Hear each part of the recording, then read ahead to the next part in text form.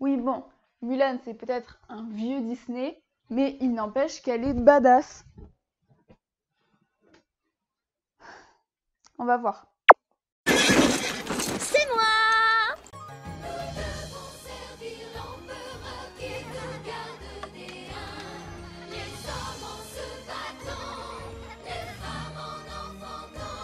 Pardon?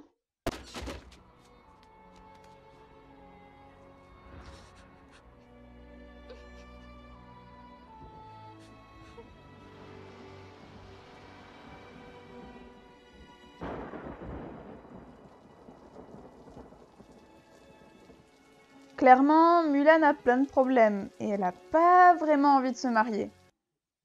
Mais elle a quel âge d'ailleurs? Alors, âge de Mulan. Quoi? Elle a 16 ans? Non mais c'est du mariage d'enfant là. Tu l'as compris, c'est la deuxième forme de violence faite aux femmes que j'ai traitée dans mon mémoire, le mariage d'enfant.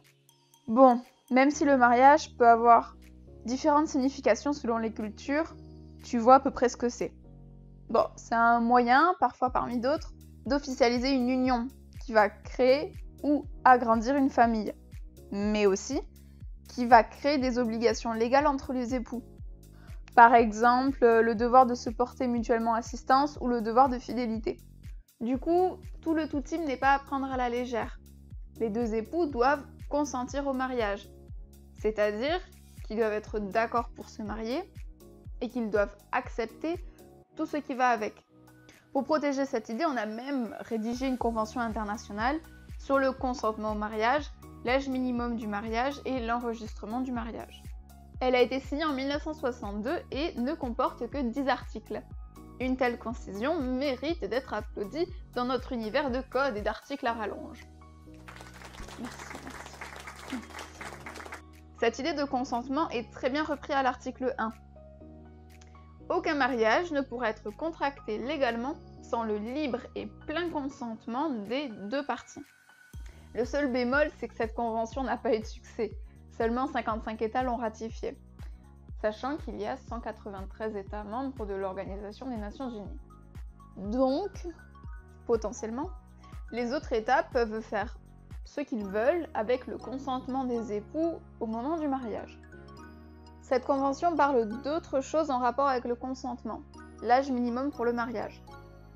Car pour pouvoir accepter toutes ces obligations, il faut être un minimum mature, tant sur le plan physique que sur le plan psychologique. Ça me permet de bien te faire comprendre que c'est pas parce qu'une fille vient d'avoir ses règles que, pouf, d'un coup, ça y est, c'est bon, elle peut se marier. Alors, d'abord physiquement parce que elle n'a pas fini de se développer totalement, mais aussi psychologiquement, car mine de rien, le mariage, c'est des lourdes responsabilités qui souvent sont très lourdes à porter à cet âge-là. Putain, en fait, on aurait pu me marier à 11 ans dans certains pays. Mais c'est horrible. Ok, mais alors, à quel âge on peut considérer qu'une personne peut se marier? Alors, ça fait encore débat, mais il existe aujourd'hui un consensus au niveau international. Aujourd'hui, on considère qu'une personne est suffisamment mature pour savoir si elle veut vraiment se marier ou pas à partir de 18 ans. Ce qui correspond à l'âge fixé dans la Convention relative aux droits de l'enfant. Cette convention fixe que toute personne de moins de 18 ans est un enfant et a donc droit à une protection particulière. Du coup, si l'un des deux époux a moins de 18 ans, on considère que c'est un mariage d'enfant et on présuppose que c'est un mariage forcé.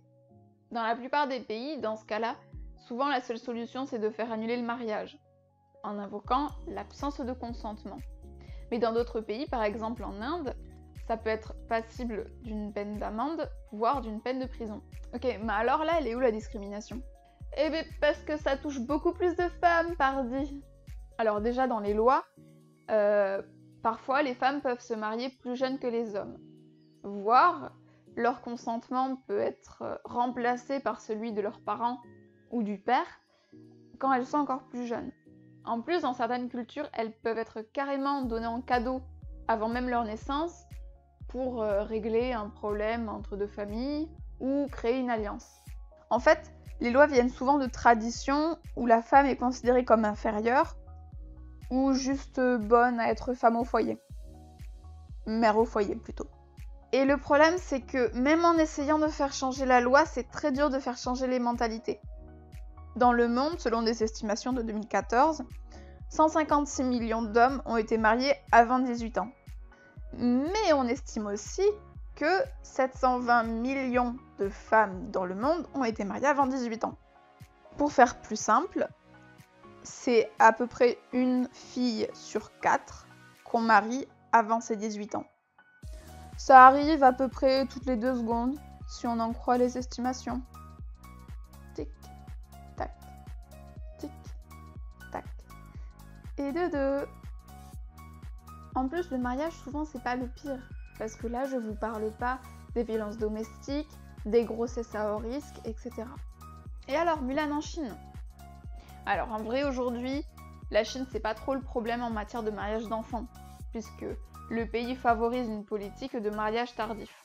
Et pourtant, les femmes et les hommes n'ont pas exactement les mêmes droits. Les hommes peuvent se marier à partir de 22 ans, et les femmes peuvent se marier à partir de 20 ans.